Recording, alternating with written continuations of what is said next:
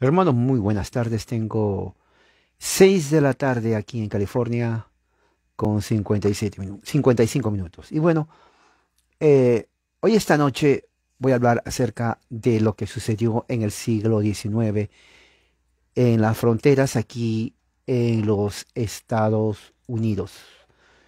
A partir del año 1800 en adelante, ayer hablé acerca de eso, pero voy a concentrarme en dos figuras que hicieron realmente un cambio en el aspecto religioso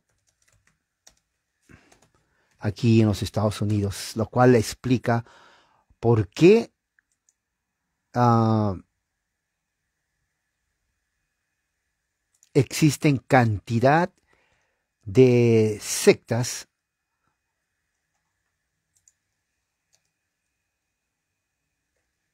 en todas partes, especialmente en países latinoamericanos donde prácticamente no es nuestra idiosincrasia y tradición estas sectas que existen en toda Latinoamérica, especialmente las más conocidas, mormones, testigos de Jehová,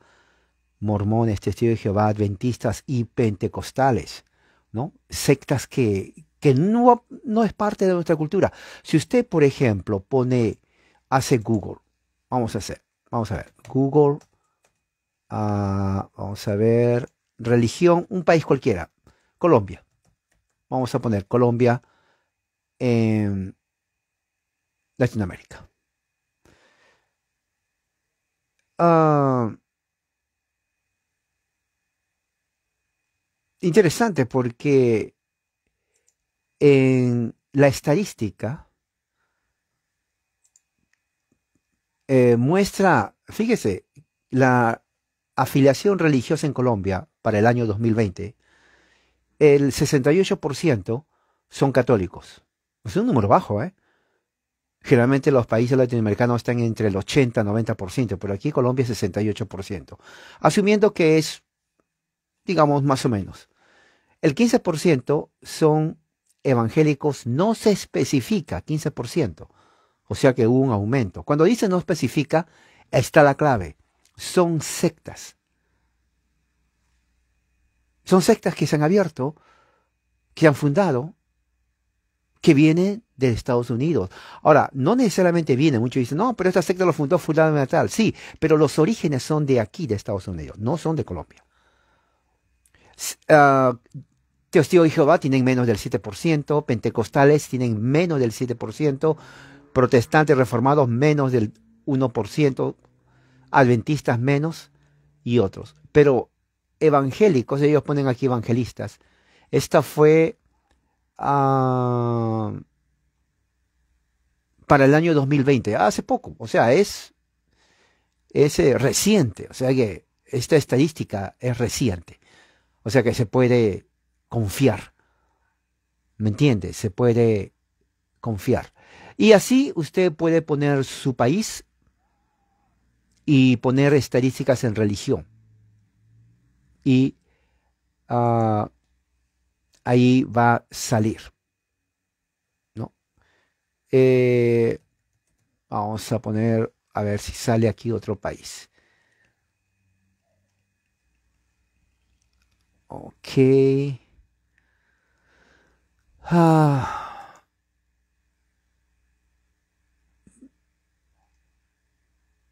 sí, aquí está.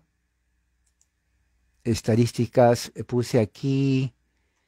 eh, Vamos a ver. mm,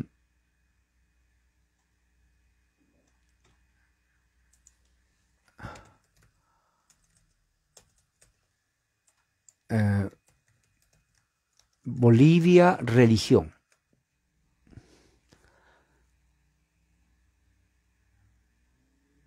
Aquí está. Religión en Bolivia. Aquí dice.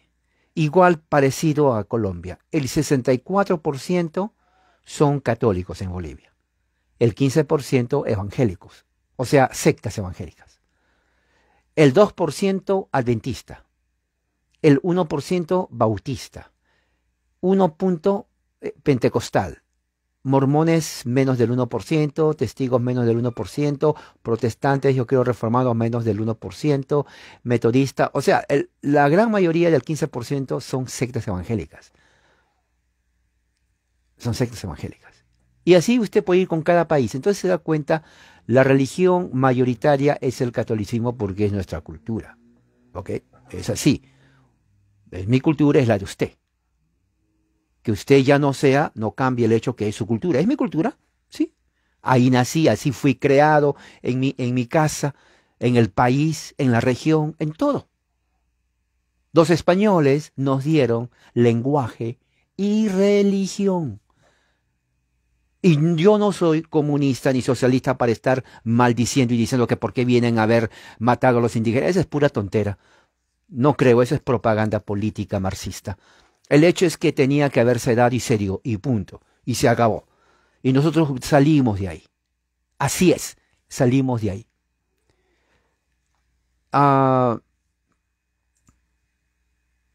Dos personajes importantes en el siglo XIX.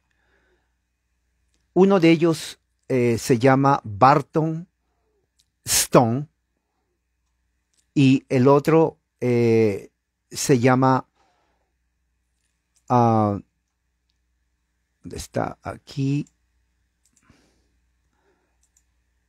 Bien. Alexander Campbell. Walter Stone en Alexander Campbell. Ahora, yo sé que muchos de ustedes no han escuchado estos nombres. Ustedes dicen, no sé quiénes son. Exacto, porque sus pastores no le enseñaron a usted. Si usted es evangélico, me refiero. ¿Ok? Deberían de haberme enseñado, dicen los evangélicos. Claro, vuelvo a decir lo mismo. En la repetición está el aprendizaje. Porque Latinoamérica sufre de un problema de déficit de atención. De verdad, los latinoamericanos sufren de déficit de atención. Se olvidan de todo. Hasta del nombre. Pero esto es serio. Dos nombres principales para entender de dónde vienen las sectas a mi país en Centroamérica, por ejemplo, en Honduras, Salvador, Guatemala, ¿no? Nicaragua. ¿De dónde vienen? Porque en mi cultura no había esto. Nadie trajo esto. Bueno, alguien lo tuvo que haber traído. Sí, eso vamos a hablar. Las raíces, para que usted, de una forma educada, de una forma culta, de una forma, diríamos, ya con conocimiento, cuando se sienta a tomar un tecito, un café, una tortilla, una enchilada, un pancito, queso, todo lo que sea, usted dice, déjeme decirles, amigos, familiares, que la religión, las sectas que vienen a nuestro país, tienen su origen en el siglo XIX en los Estados Unidos. Las raíces vienen de tal persona, de tal persona, de tal persona. Créame que cuando usted empieza a hablar, la gente va a decir, pero qué cultura. Pero esta persona me deja pasmado, porque cuánto conocimiento de historia. Nos está culturizando nosotros que estamos tal vez en la mediocridad. Entonces usted se posiciona como un faro de luz cultural. Escuche bien esto, un faro de luz cultural, culturizando a sus amigos, culturizando a su familia, iluminándoles el pensamiento, sacándoles de la oscuridad y la ignorancia que tienen las sectas en estas personas. Entonces usted les da de una manera lógica, histórica, con hechos, y créame que le van a buscar para preguntarle más. Dos personas que vamos a hablar hoy, ahí está, estoy poniendo su nombre, Barton Stone y Alexander Campbell. Ahí está. ¿Por qué son importantes estos personajes del siglo XIX? ¿Por qué son importantes? Porque es tan importante como aquella pregunta que se dice, ¿cómo se llama el que descubrió o independizó tu país? Por ejemplo, en Perú el que independizó, el principal es José de San Martín. Declaró la independencia el 28 de julio de 1821. O sea, el peruano que no sabe eso, créame, es súper, hiper ignorante. porque eso lo sabe hasta los mendigos de la calle. Sí, es natural, todos tienen que saber eso. En religión es lo mismo. Por ejemplo, muchos ya saben que los reformadores principales fueron Martín Lutero y Juan Calvino. Eso lo saben, hasta los que no creen lo saben. Ya está abusados, mal usados, manoseados Martín Lutero y Calvino. Eso lo saben todos. Martín Lutero, católicos, el hereje. Los reformadores, el reformador. A Calvino, el hereje, lo dicen católicos y también muchos luteranos lo dicen que odian a Calvino. Así es. Los presbiterianos no lo adoran, pero lo respetan a Calvino. O sea, eso se sabe, ¿se dan cuenta? En la repetición está el aprendizaje. Como al niño, no toques, el niño toca. Te dije que no toques, él lo vuelve a tocar. Pero no lo toques, lo vuelve a tocar. O sea, al niño hay que enseñarle, porque el niño está aprendiendo. Si usted no le dice, créame, usted está criando un delincuente. Eso es así, irrefutablemente. Pero en fin, sigamos con esto. Así como se sabe los nombres de Calvino y Martín Lutero por la Reforma, siglo XVI, XVII, dentro de los Estados Unidos también tienen sus personajes. Uno de los más conocidos, que la mayoría sabe, es, por ejemplo, Jonathan Edwards. Jonathan Edwards lo conocen todos. Creen que es reformado, puritano o tal vez calvinista. En realidad, Jonathan Edwards, estudiando su vida, era una persona precoz, un intelecto para el tiempo que estaba. Oiga, a los 14 años ya se graduó y estaba en la universidad. Era un tipo cuya memoria leía y el 99% se quedaba grabado en su cerebro. Sus neuronas estaban totalmente súper avanzadas. Captaban como una máquina fotográfica puede captar algo.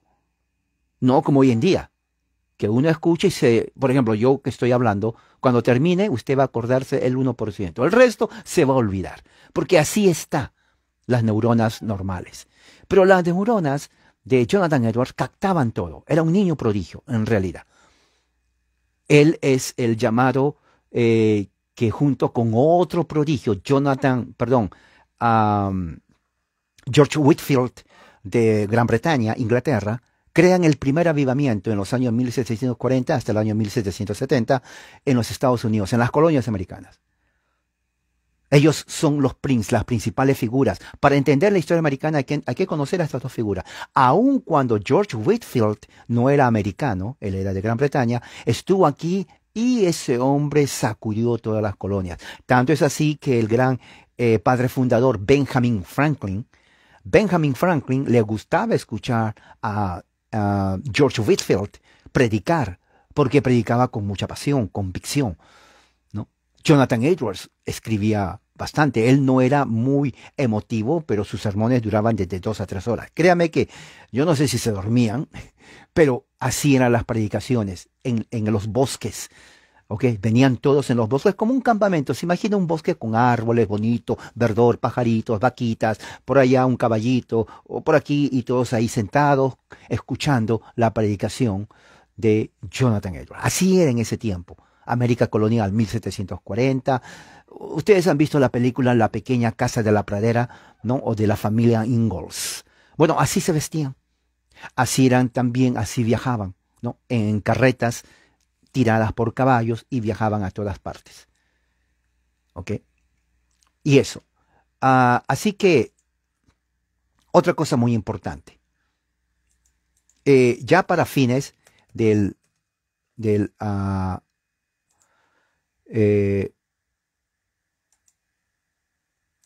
siglo XVIII, entonces 1790, empieza entonces algo lo que se llama el segundo gran avivamiento. Ya las generaciones de los puritanos no existían, ya pasaron. Estos son diferentes. Y 2 personajes salen. Recuerde que una de las religiones, denominaciones muy populosas, diríamos, aparte de los puritanos y bautistas, eran los presbiterianos. Los Estados Unidos sin los presbiterianos no es Estados Unidos, eso se tiene que entender.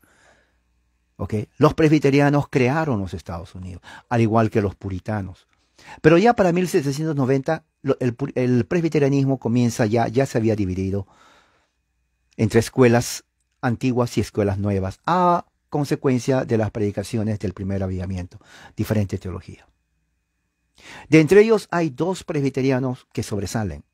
Uno es Barton Stone, del que voy a hablar, y el otro Alexander Campbell. ¿Por qué son importantes? Porque ellos durante el siglo XIX, que es 1800 en adelante, ya solidifican, dan lugar a los movimientos evangélicos independientes que aparecen ahí y al final vienen a ser el motor que da lugar un siglo después, ya en el siglo XX, al movimiento que se conoce como pentecostalismo. Así que todo es una cadena, hermano. Amigo evangélico, usted que es de Latinoamérica, que no tenemos esa tradición, no es nuestra idiosincrasia, las sectas norteamericanas del siglo XIX. No, no lo es.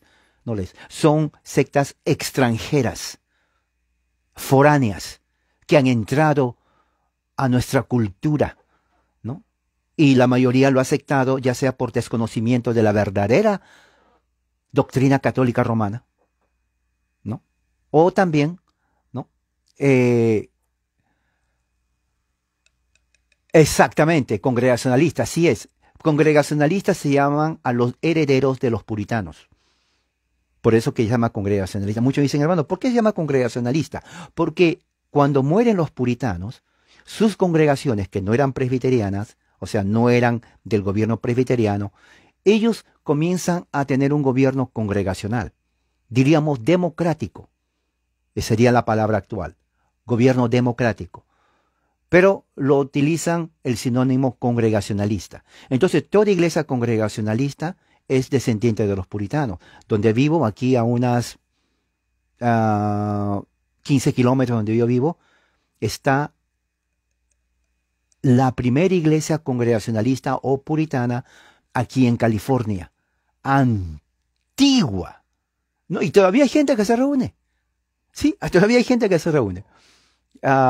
Cuando pase por ahí, a veces paso por motivo de trabajo, voy a tomarles una foto y se los voy a enviar. La iglesia congregacionalista puritana. ¿Quién fue Barton Stone? Nació en el año 1772, Barton Stone, aquí en los Estados Unidos. Y, ¿dónde está? Murió en el año 1844.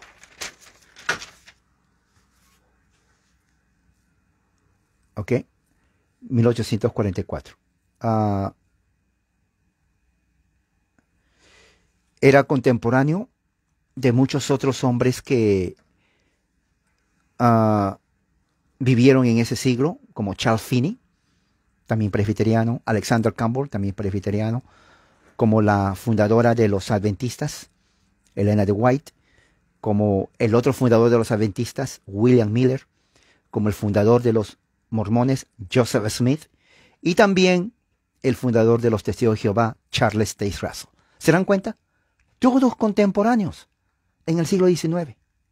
Todos contemporáneos. Si alguien le pregunta, póngase a pensar, es bueno analizar. Todo en los Estados Unidos, todo en el siglo XIX, y todos vienen aquí a Latinoamérica. Barton Stone.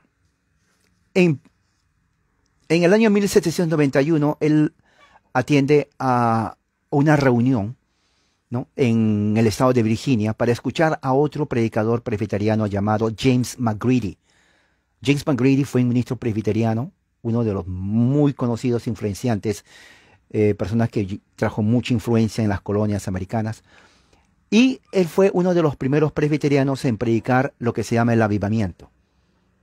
Predicaciones al aire libre, totalmente que estaban fuera de la política de cómo se debe predicar según las normas presbiterianas. Estamos hablando de 1791, fíjese.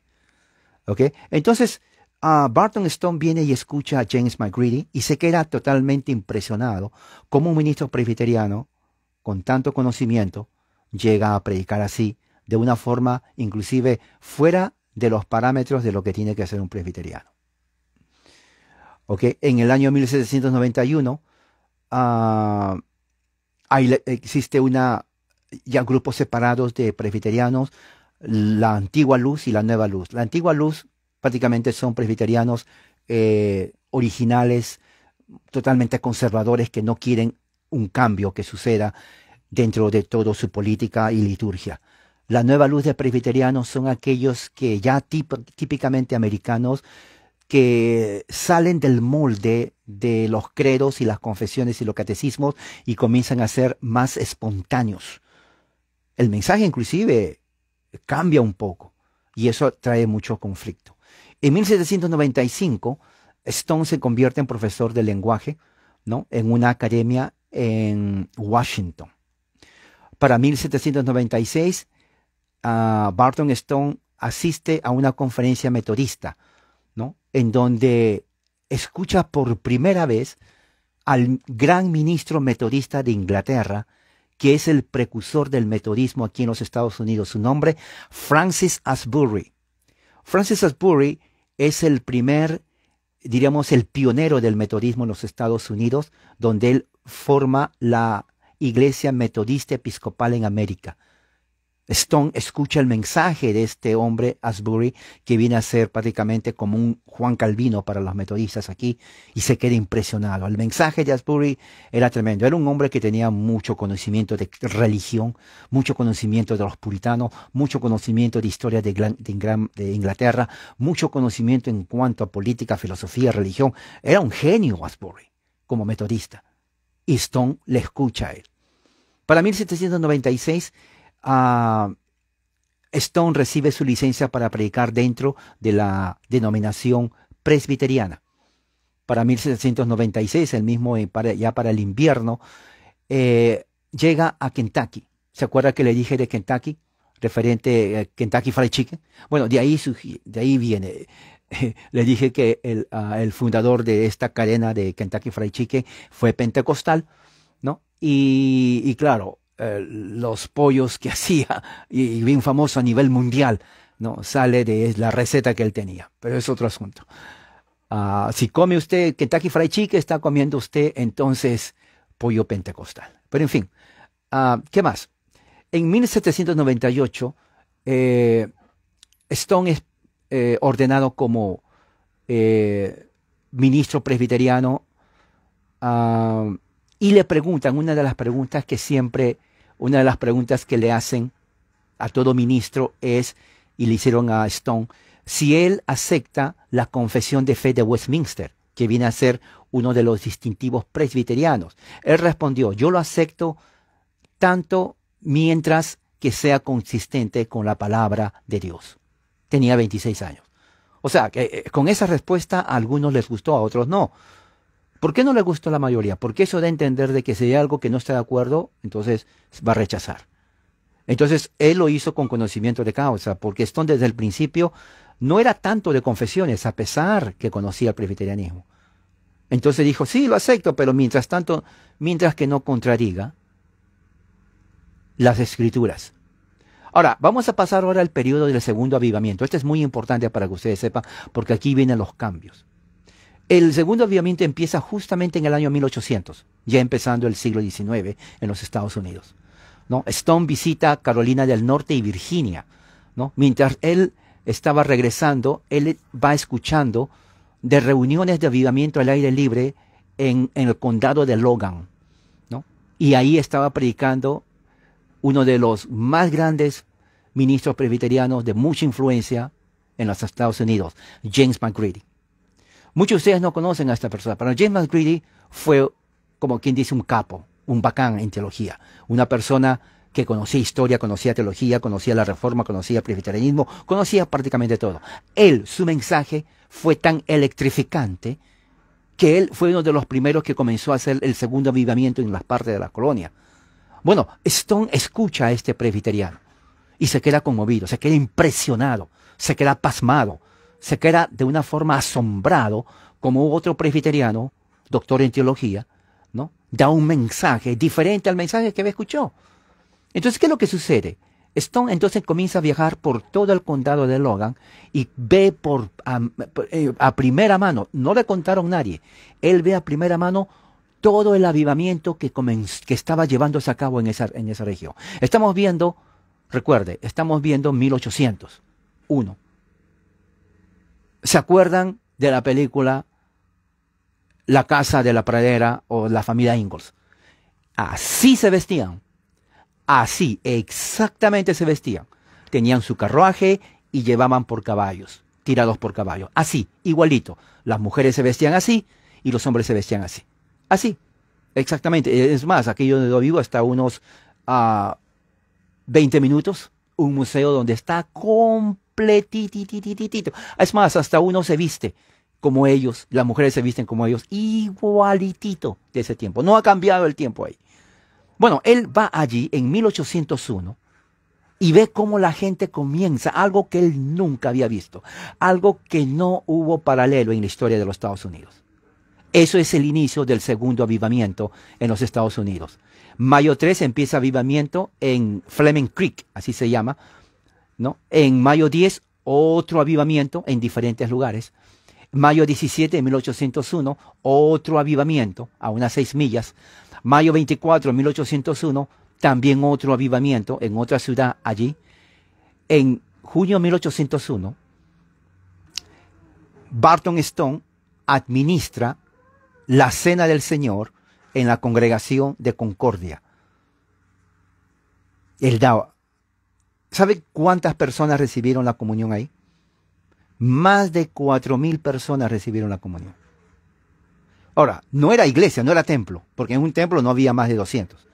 Era al aire libre. Imagínese usted un bosque con árboles de pino, verdor, campo, imagínense, ¿no? En su país debe haber algo así, ¿no?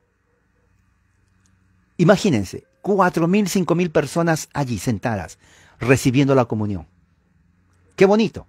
En 1801, junio 14, también atendieron cerca de 10,000 personas. ¿Cuáles son esas 10,000 personas? 10,000 personas, recuerde, venían al campo, en los bosques, traían prácticamente...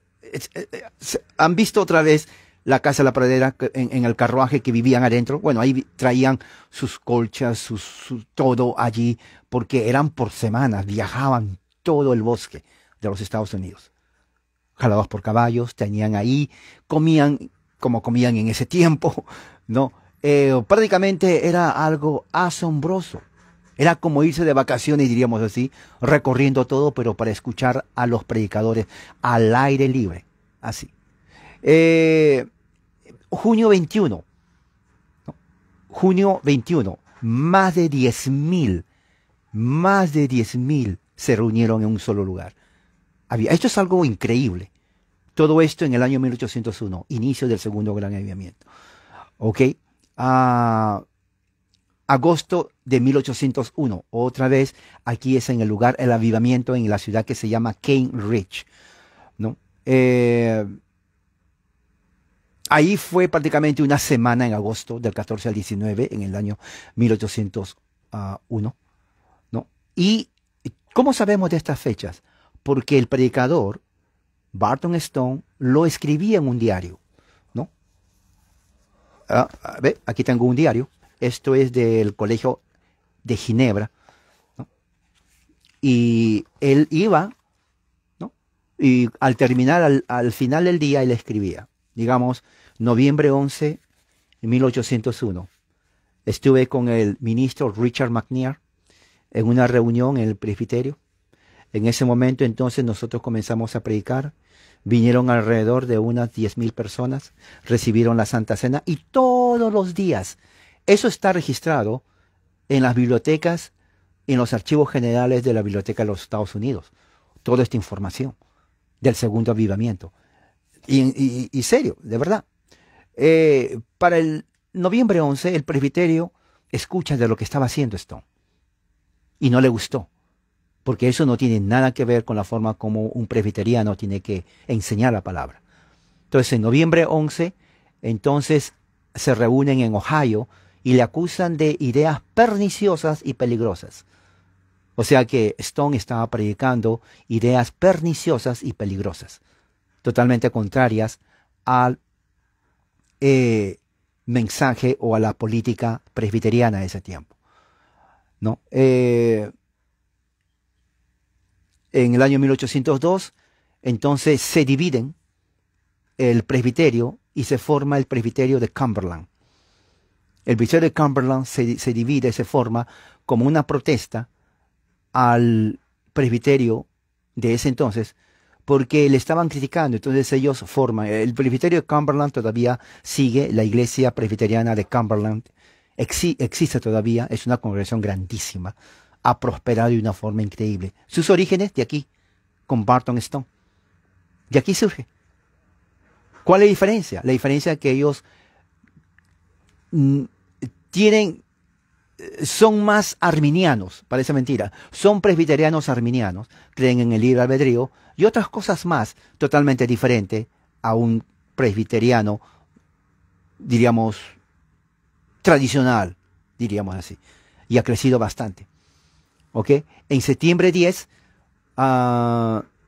muchos ministros presbiterianos se salen del presbiterianismo y se unen con Stone como protesta, ¿no?, de lo que la iglesia presbiteriana estaba diciendo o acusando a Stone de predicar ideas totalmente perniciosas. Un gran número de ministros presbiterianos se unen a Stone. Ahora, cuando ellos se unen a Stone, ellos no forman otro presbiterio, como pasó con el presbiterio de Cumberland. Lo que ellos hacen simplemente se vuelven independientes y se llaman ellos mismos Iglesia de Cristo. Fíjese, Iglesia de Dios. Ellos rechazan todo nombre presbiteriano, bautista, metodista, lo que sea, que eran los principales, y se llaman solamente cristianos, Iglesia de Cristo, Iglesia de Dios o discípulos de Cristo. Estas congregaciones todavía existen y se han subdividido. Están en todo México, están en todo Centroamérica, están también en Sudamérica. ¿De dónde viene? Viene de aquí. ¿Ok? En enero de 1804, ¿no?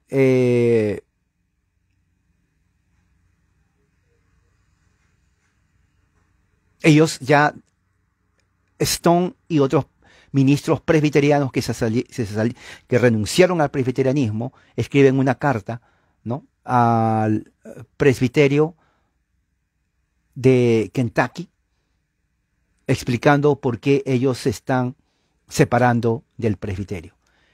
Ahora, aquí viene algo importantísimo. Todo esto, mientras se está hablando todo esto, el avivamiento sigue. Todas las colonias en ese entonces, algo increíble ha pasado. Se forman cantidad de sectas, denominaciones. Se dividen también. Es aquí en ese momento cuando el presbiterianismo comienza a menguar y se queda estancado. Porque muchos me preguntan, hermano, ¿por qué el presbiterianismo es bajo? Aquí empieza. Los grupos que comienzan a surgir son los metodistas, crecen de una forma increíble. Y los bautistas. Prácticamente el siglo XIX viene a ser el nacimiento de los Estados Unidos bautista metodista. Ya no puritano, ya no presbiteriano. Ahora viene otra religión, bautistas y metodistas. Siglo XIX es el siglo en donde envían misiones a todas partes del mundo.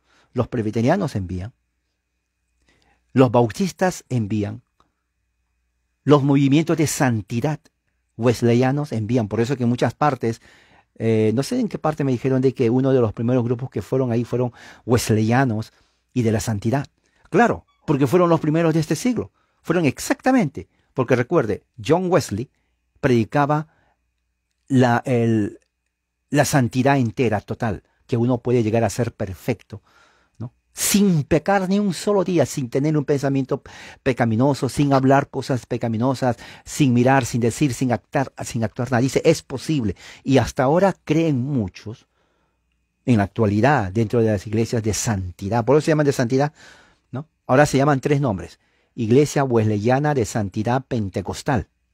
Fíjese, Iglesia Wesleyana de Santidad Pentecostal.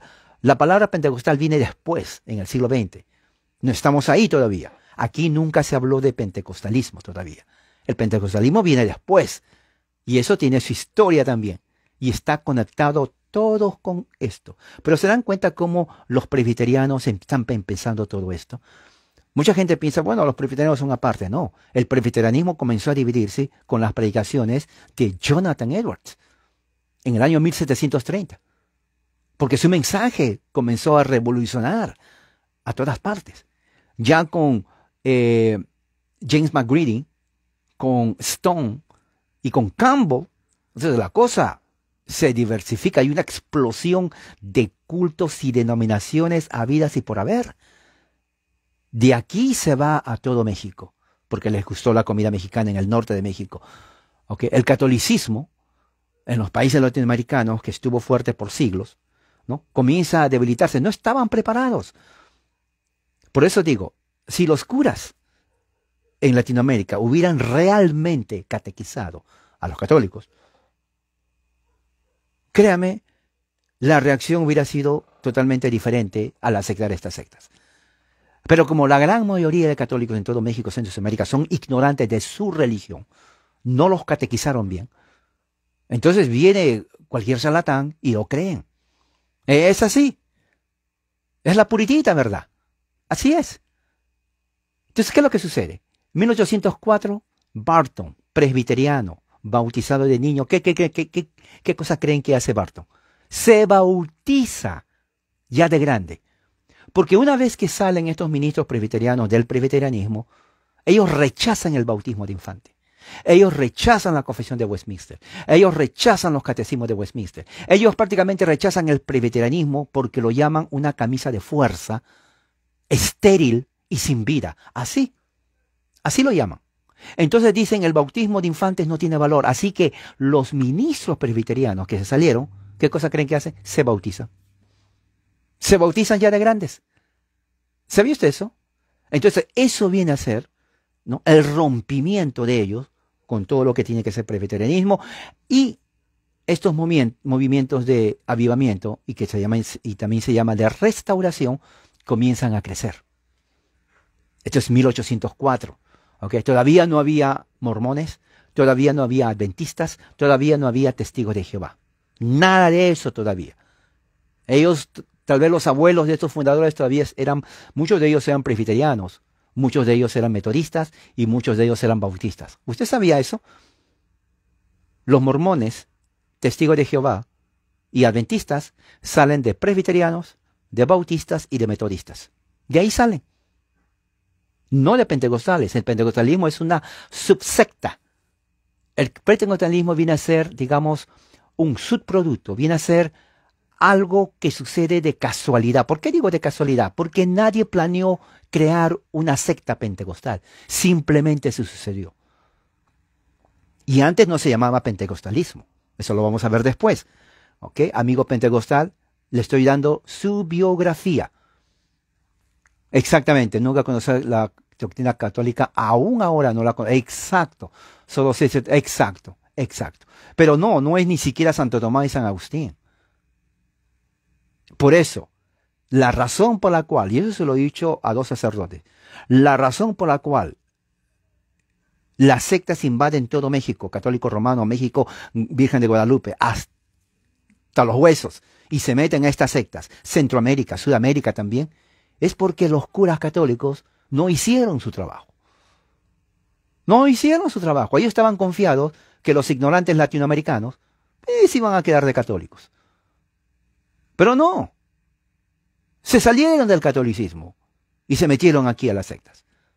Esa es la razón por la cual la gente entra a estas sectas. Es por eso. No es por otra cosa. Pero sigamos. 1804, Stone Barton se bautiza, ¿no? En Kentucky. Cuando se bautiza está dando testimonio público que ya no es presbiteriano de ahí en adelante, ¿no?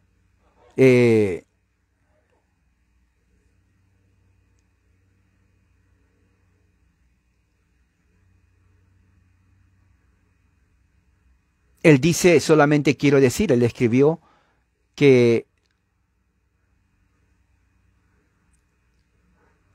de los 5 que dejamos el presbiterianismo, fuimos sumergidos. Dicen algunos que él niega, pero unos dicen que sí. Pero fue bautizado realmente. En realidad fue bautizado. Eso está en su biografía. ¿Ok?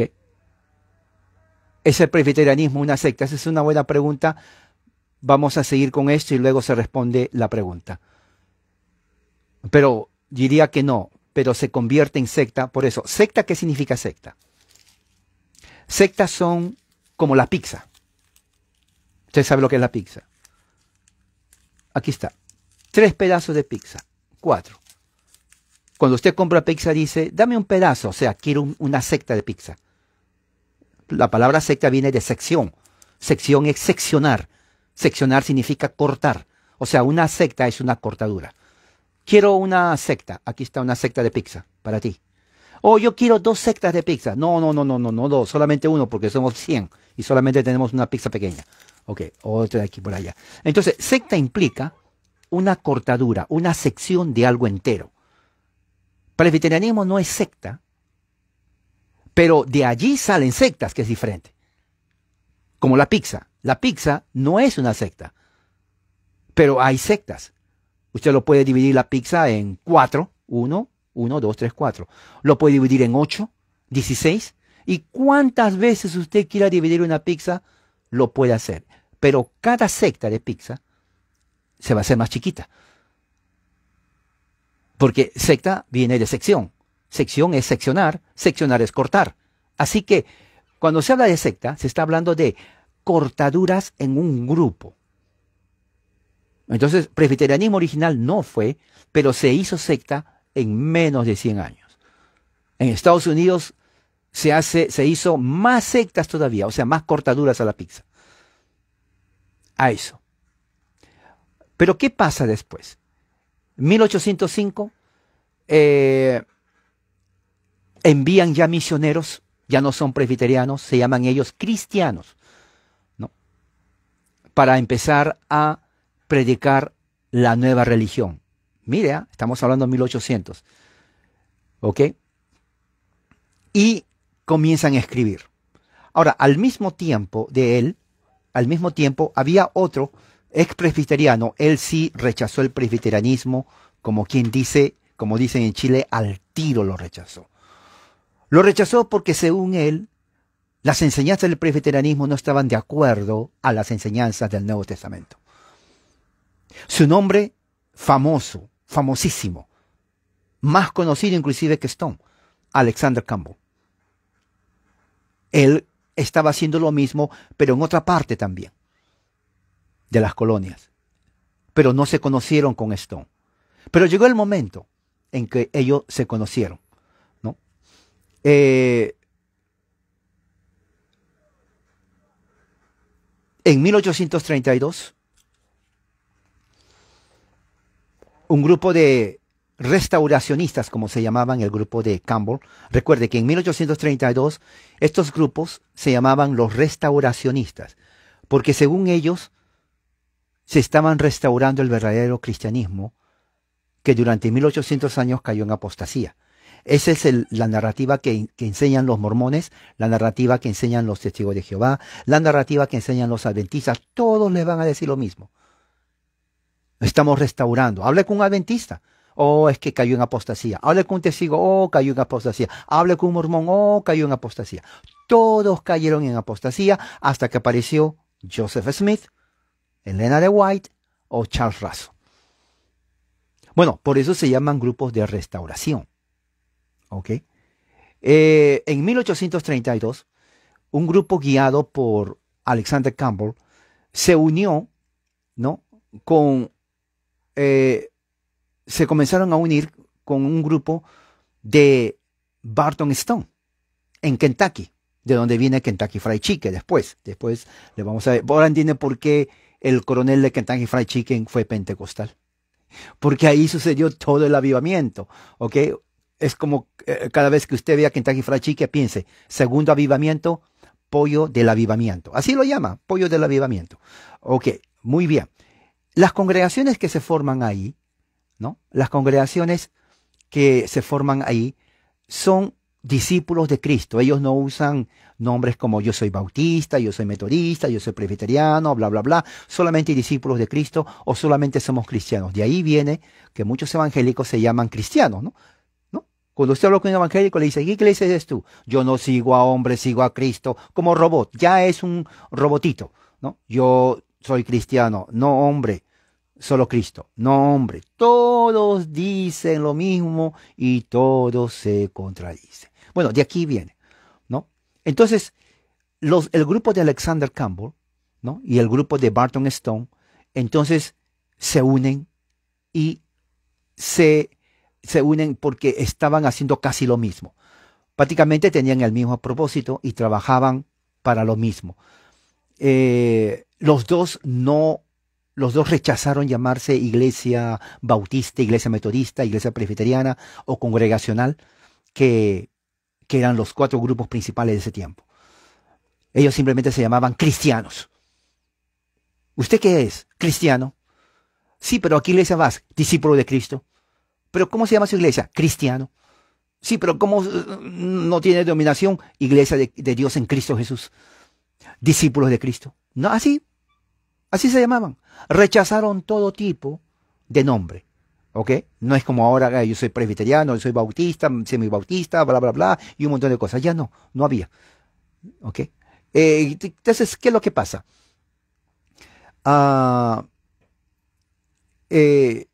Alexander Campbell comenzó a tener influencia en la iglesia bautista, mientras que Stone tenía influencia en la iglesia presbiteriana. Muchos de los que vinieron a estos grupos eran bautistas y eran presbiterianos. Sí, muchos presbiterianos dejaron el presbiterianismo por Stone, porque era una persona respetada, y otros más también. ¿Ok? Campbell y Stone se conocieron por primera vez en Kentucky en 1824, de donde nace Kentucky Fried Chicken, años después. ¿Ok? Entonces Kentucky es el centro en donde hay el segundo avivamiento. ¿Se dan cuenta cómo sabe usted historia de los Estados Unidos sin ir a la universidad? Porque eso ni la universidad le enseña. ¿Ok? Yo he hablado con jóvenes que salen de la universidad y les digo esto y me dicen, ¿dónde leyó eso? Me pregunto, ¿dónde yo leyó esto? Le digo, ¿tú estás en la universidad y no has leído historia? Sí, pero nos enseñan otras cosas, que por aquí, que por acá, que por eso. Bueno, entonces tienes que leer. Recuerde que la educación no le imparte la universidad. La educación uno lo busca. Y ahora más, con el mirado del internet, usted puede saber. Porque las universidades generalmente aquí son controladas por ideólogos, marxistas, ateos, gente ignorante que no sirve para nada. Es la verdad, yo he hablado con profesores de universidad, ¿no? Profesores de universidad que, yo soy licenciado totalmente, 3 veces doctorado en historia. Ok, entonces dígame, señor, ¿cuándo empezó el segundo avivamiento? ¿El qué? ¿Cuándo empezó el segundo avivamiento? Yo no sé de qué habla. ¿Y usted tiene 3 doctorados de historia y no sabe absolutamente nada? ¿Dónde agarró esos doctorados? ¿En las cajitas de cereal? No. O sea, es una realmente desgracia. Pero, en fin, sigamos. Entonces, había mucho en común con Campbell y con Stone, ¿no? Había pocas diferencias. Entonces, Campbell comenzó a publicar, ¿no? Sus revistas cristianas, y Stone también publicaba. En 1826, ellos comenzaron a unir los grupos. En 1839, ¿no? Prácticamente tuvo un derrame cerebral. Stone fue en 1841 prácticamente. Tuvo un derrame cerebral y lo dejó prácticamente paralizado. Ya no se pudo recobrar como antes. En el año 1843, cuando tenía 71 años de vida, él escribe su autobiografía. Yo me he puesto a pensar, ¿escribiría yo mi autobiografía? Interesante, ¿no? Y octubre 3, 1844, él va a una reunión, que fue la última reunión en Ohio. Y octubre 21 predica su último sermón, ¿no? Y noviembre 9, él muere a las 4 de la mañana en la casa de su hija. Estaba rodeado de todos sus ministros que se salieron de la iglesia presbiteriana y que tenían la confianza. Hasta el final estaba convencido, con la pura convicción, que lo que hizo de salirse del presbiterianismo fue lo mejor. ¿Sí? Y muchos lo siguieron, ¿eh? Y los discípulos de Cristo, la iglesia, todavía sigue. Se llama el Grupo de Restauración y se llaman otros nombres. Grupo de Restauración de los Discípulos de Cristo Wesleyanos de la Santidad. Como 4 nombres. Esto ha ocasionado más de 1000 sectas diferentes en los Estados Unidos durante 100 años. Fíjese, más de 1000 sectas diferentes. Eso es increíble. ¿Ok? Es algo que muchas personas a veces no, eh, no toman en cuenta lo que es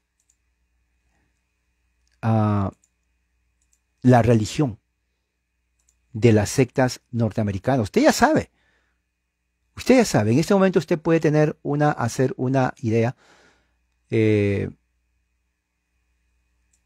lo que significa esto. Alexander Campbell, ¿ok? Alexander Campbell trabajaba en las regiones de Pensilvania, Ohio y Virginia.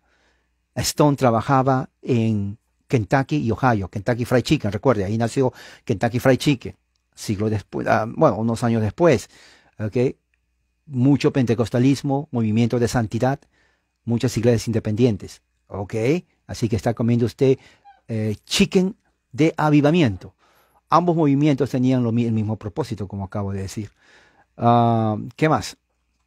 A los seguidores de Campbell lo llamaban los campbellitas o discípulos de Cristo, por su apellido Campbell, ¿no? A los de Stone lo llamaban los cristianos, así, punto, a secas, o los estonitas. ¿Por qué? Por el apellido de Stone. ¿Me entiende? O sea, ahí están los estonitas, se referían a los discípulos de Stone o cristianos, nada más. Y cuando decían, ahí están los discípulos de Cristo o los campbellitas, era Campbell, nada más. ¿Ok? Los enemigos de los dos que fueron presbiterianos lo llamaban los enemigos la nueva luz. Ahí están los de la nueva luz. ¿Por qué?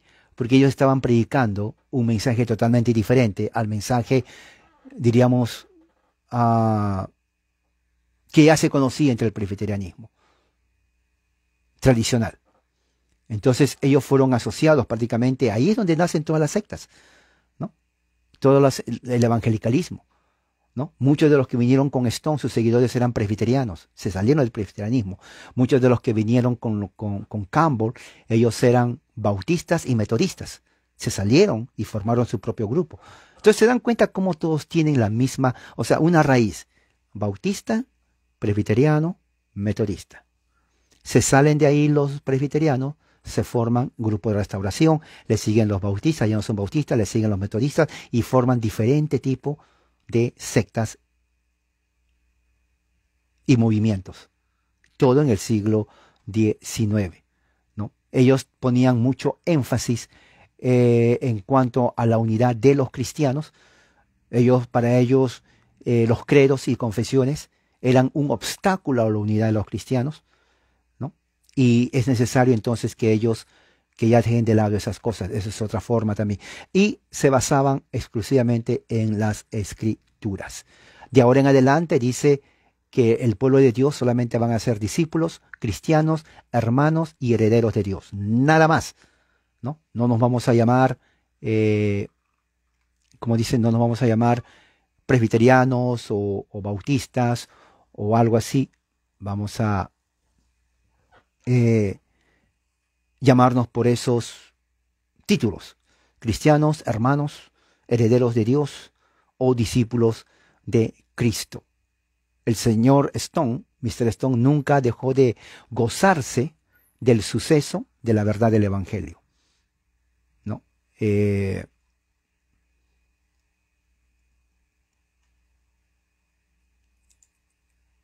Y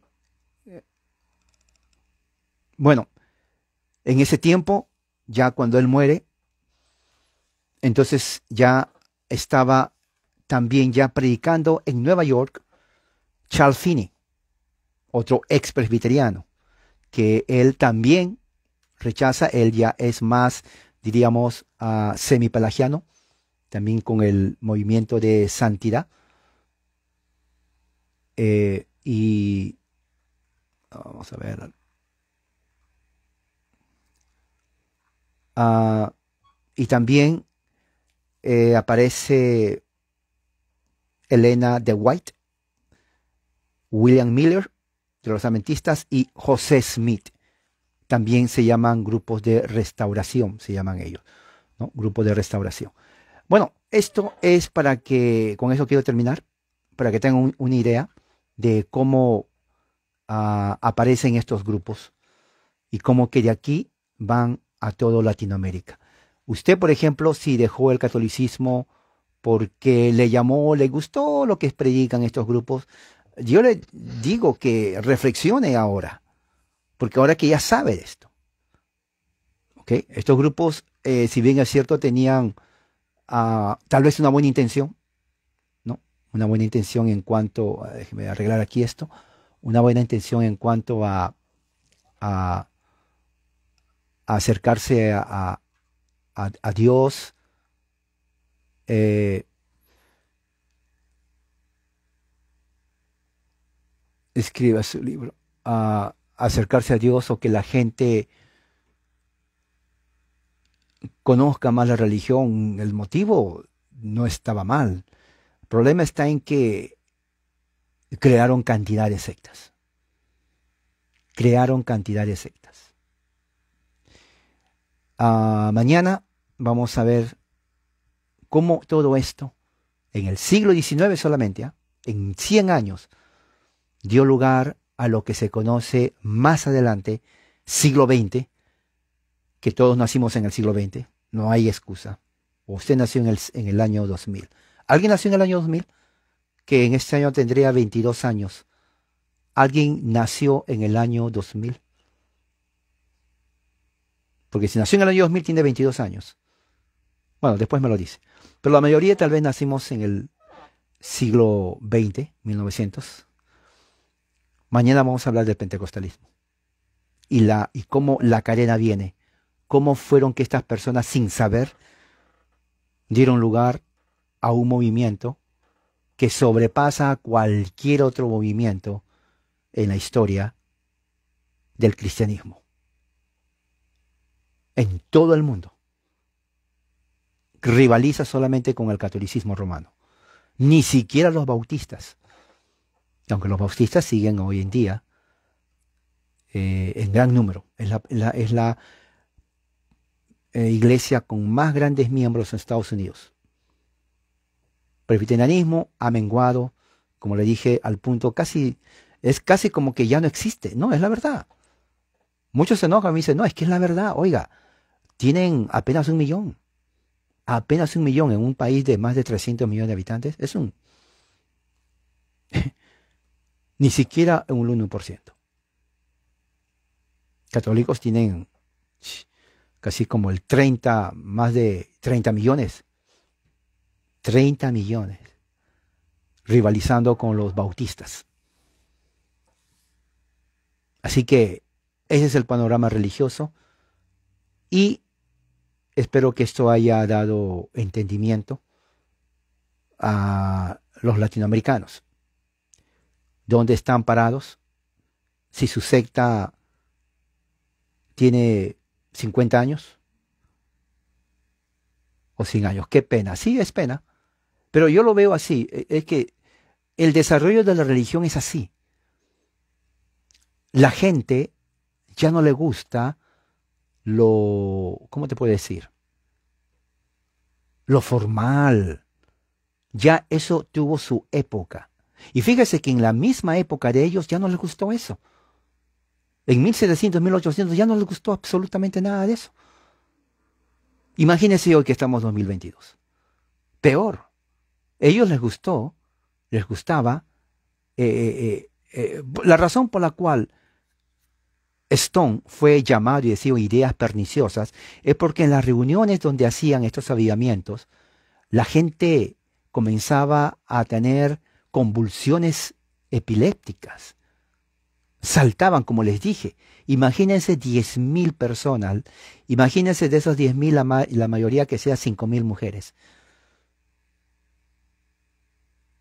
Todas en un trance histérico, masivo. llorando, gritando, moviéndose así literalmente. Si eso se ve en todas partes ahora. Imagínense allí, 3.000 mujeres moviéndose así, gritando, llorando. Yo creo que hasta los animalitos del bosque ya estaban ya de miedo. Créame, cada vez que venían a ver a eso, se escondían los conejitos porque decían, ya empiezan a gritar. Bueno, eso viene aquí.